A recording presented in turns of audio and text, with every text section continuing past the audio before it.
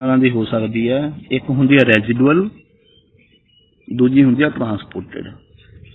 ठीक है, ये डिपेंड करता, देखो स्टूडेंट्स, जे तो अपनी soil let this is parent rock, मैं बनाऊना दोबारा, let this is parent rock, जे तो सॉइल इथों टुट के इत्थे ही बन गए लागे तागे, इनू की कहांगे आपां रेजिडुअल सॉइल।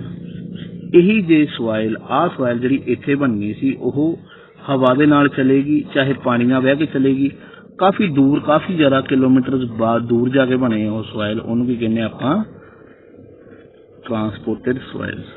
ठीक है, अच्छा नैक्सट आप पढ़ते हैं ये जी रेजिडुअल सॉइल्स किहड़ियां होंदियां ने। ठीक है, कहते जी रेजिडुअल सॉइल है they are found at the same location where they have been formed. ठीक है, कहते जिथे सॉइल बनी है, let this is parent rock, definition हिसाब ने की कहता, कहना लेट करना, कहना जिथों the residual soils are found at the same location where they have been formed. हुण इत्थों सॉइल जिहड़ी थल्ले डिपॉजिट हुई है, इत्थे आ जिहड़ी आ अपनी की है रेजिडुअल सॉइल है, ये डेप्थ हुंदी है 5 तो लैके 20 मीटर तक। ठीक है,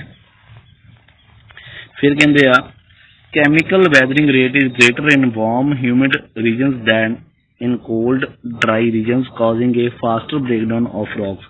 कहते जी chemical weathering होंगी है वो गर्म इलाकों में ज़्यादा होंगी as compared to cold regions, whereas in humid regions the presence of surface vegetation reduces the possibility of soil transportation।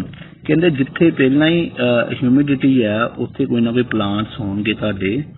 ठीक है, तो तुहाडे प्लांट्स दिखाए गए ने, थले रूट्स हो गई इन्हां दियां, आ कोई भी प्लांट है, इत्थे कोई दरख्त ला लो।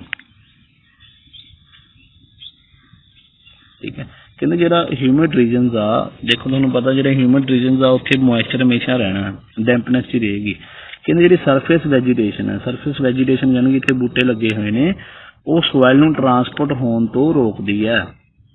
ठीक है, तां ही कहते ना जिथे अपना सॉइल वीक है उत्थे तो ज़्यादा तो ज़्यादा बूटे ला लो ताकि सॉइल अपनी रोड ना हो, पानी के नाल ना बह के चले जाए। ठीक है, फिर कहते आ residual soils comprise of a wide range of particle sizes, shapes ते composition.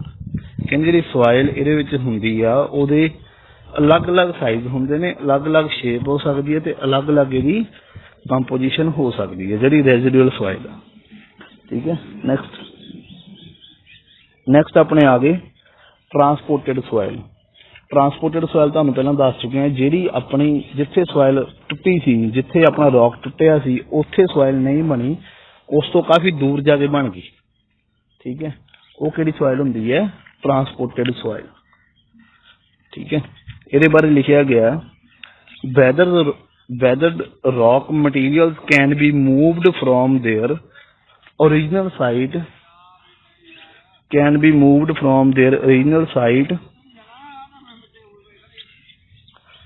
to new locations by one or more of the transportation agencies to form transported soil।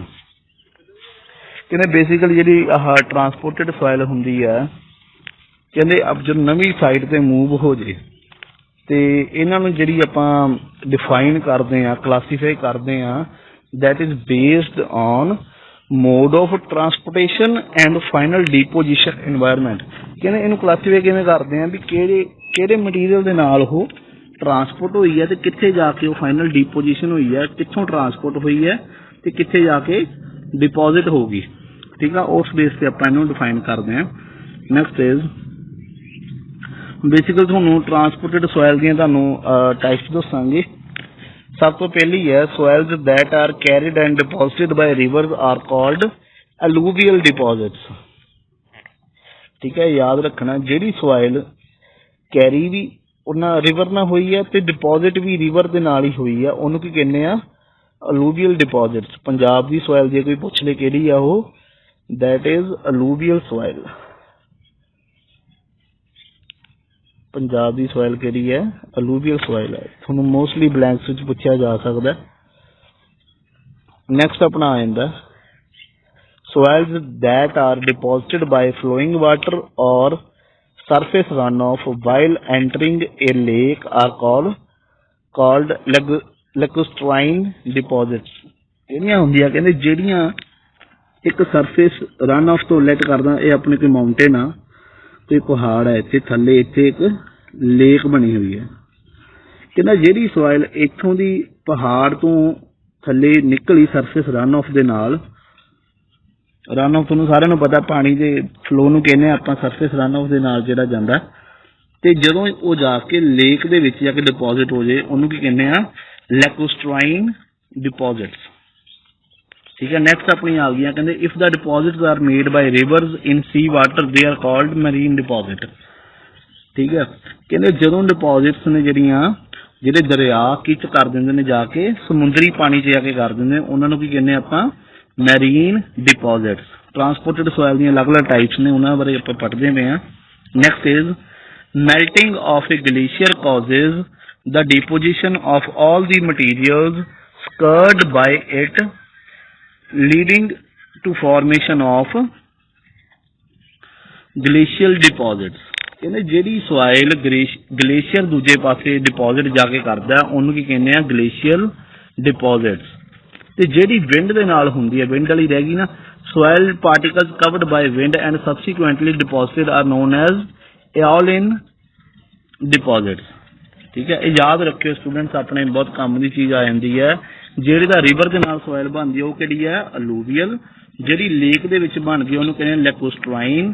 ਜਿਹੜੀ ਸਮੁੰਦਰੀ ਪਾਣੀ 'ਚ ਬਣੀ ਹੈ ਉਹਨੂੰ ਕੀ ਕਹਿੰਦੇ ਆ? Marine deposit. ਜਿਹੜੀ ਗਲੇਸ਼ੀਅਰ ਦੇ ਨਾਲ ਬਣੀ ਉਹਨੂੰ ਕੀ ਕਹਿੰਦੇ ਆ? Glacial deposit. ਜਿਹੜੀ ਹਵਾ ਦੇ ਨਾਲ ਬਣੀ ਹੈ